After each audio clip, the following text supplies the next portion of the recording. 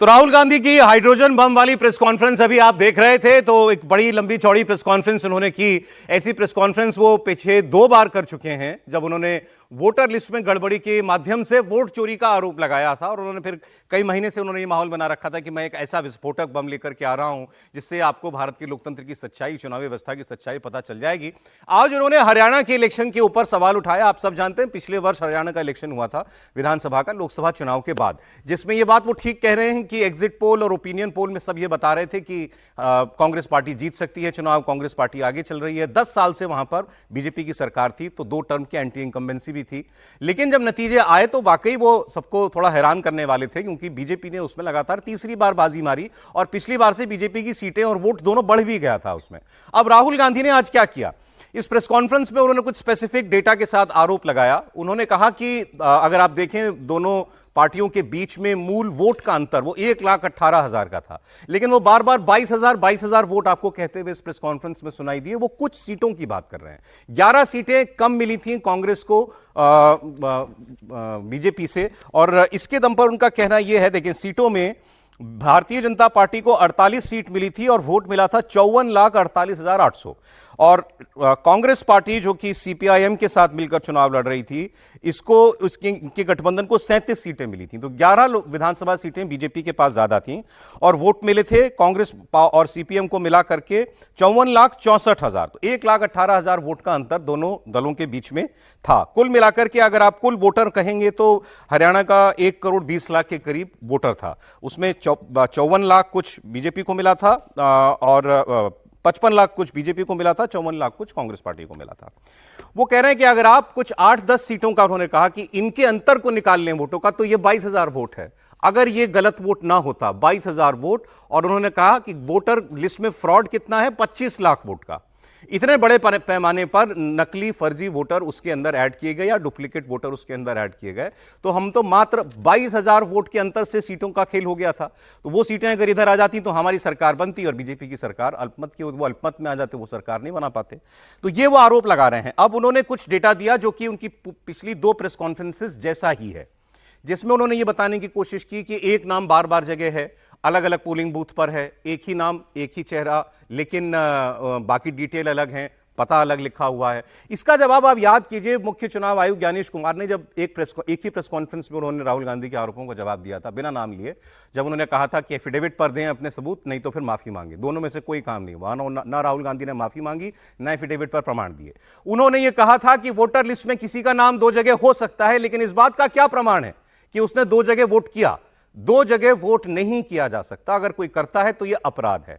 राहुल गांधी भी ये कह रहे हैं कि मैं ये बता रहा हूं कि ये वोटर इतनी जगह पर सेम वोटर, सेम फोटो के साथ वोटर का आई कार्ड बना हुआ है, कहीं अलग नाम है, कहीं आयु अलग है, कहीं पता अलग है। लेकिन यह प्रूफ उनके पास भी नहीं है कि उसने 2 बार, 3 बार, 10 बार, जहां किसी का 20 बार भी नाम है, तो क्या उसने 20 जगह एक ही आदमी ने वोट डाला। इसके लिए राहुल गांधी कहते हैं कि हमको सीसीटीवी फुटेज देखनी पड़ेगी पोलिंग बूथ की, जो चुनाव आयोग नहीं देता। तो राहुल गांधी अपने आरोप को, पिछले आरोप को थोड़ा सा आगे ले गए हैं कि पैटर्न वही है, इंडस्ट्रियल लेवल पर सेंट्रलाइज तरीके से फर्जी वोट बनाए जा रहे हैं और वो वोट डलवाए जा रहे हैं। ये उनका आरोप है जो सत्यापित नहीं होता। इसके लिए वो मांग रहे हैं सीसीटीवी फुटेज पोलिंग बूथ की, जो केवल चुनाव आयोग के पास है। अब हमारे पास चुनाव आयोग क्योंकि देख रहा है इस प्रेस कॉन्फ्रेंस को, तो अभी ऑफिशियली नहीं लेकिन अनऑफिशियली जो चुनाव आयोग के सोर्सेज बता रहे हैं, उन्होंने राहुल गांधी के आरोपों के कुछ जवाब दिए। आप हमारे साथ प्रोग्राम में सारे मेहमान हैं, अभी बात करेंगे। हर्षवर्धन त्रिपाठी जी, विजय त्रिवेदी जी, प्रोफेसर संगीत आगी जी और समीर चौगांवकर जी। पहला, इलेक्टोरल रोल के खिलाफ 0 अपील क्यों, कोई अपील क्यों नहीं की गई, यह पूछ रहा है चुनाव आयोग राहुल गांधी से। राहुल गांधी ने इसका जवाब दिया। उन्होंने कहा कि आप भी ये पूछेंगे, मतलब प्रेस पूछेगा कि आपने जब आपको वोटर लिस्ट मिली तो गड़बड़ियां क्यों नहीं देखी।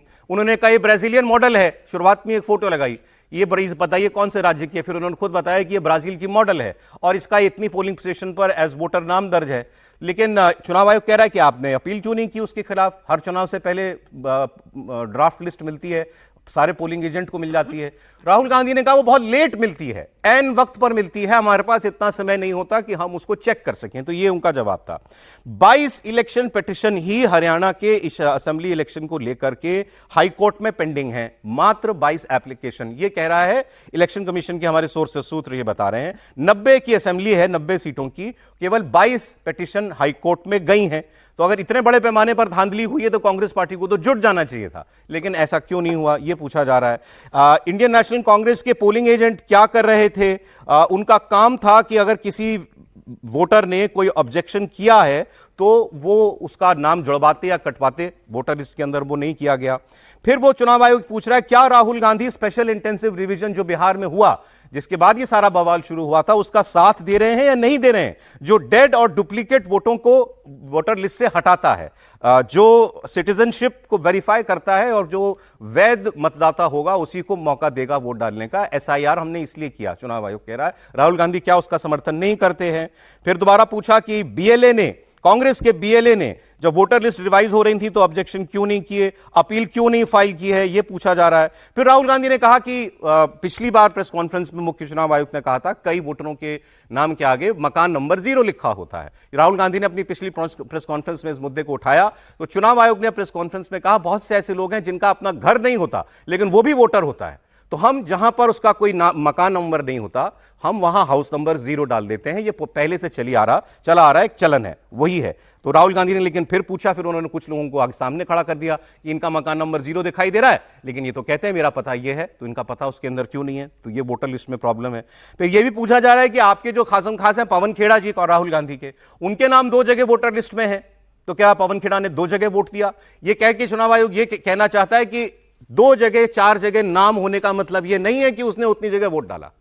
अगर पवन खेड़ा का नाम 2 जगह तो 2 जगह वो वोट डाल नहीं सकते, डाल वो एक ही जगह सकते हैं, यह पूछा जा रहा है। फिर यह कहा है हाउस नंबर 0 के जवाब में चुनाव आयोग के सोर्सेज ने कि कई जगहों पर म्युनिसिपैलिटी और पंचायत वो मकानों की नंबरिंग ही नहीं करती है, मकानों को नंबर देती ही नहीं है, तो हम उस मकान नंबर को कैसे दर्ज करें, इसलिए 0 लिख दिया जाता है। अब फिर बिहार के लिए कहा है कि बिहार में जब एसआईआर चली तो कांग्रेस पार्टी की तरफ से 1 अगस्त से लेकर 15 अक्टूबर, अगस्त सितंबर अक्टूबर 2.5 महीने में बिहार के चुनाव से पहले एक भी अपील क्यों नहीं फाइल की गई? एक भी अपील क्यों बिहार के इलेक्टोरल रोल को लेकर फाइल नहीं की 2.5 महीने में भी? तो ये चुनाव आयोग पूछ रहा है। तो अब ये बात तो ठीक है, 2.5 महीना तो बहुत वक्त होता है। राहुल गांधी कह रहे थे कि हमको voter list he and time पर नहीं मिलती, एंड टाइम पर मिलती इसलिए हम नहीं कर पाते। एनीवे, अब ये सारी बातें हैं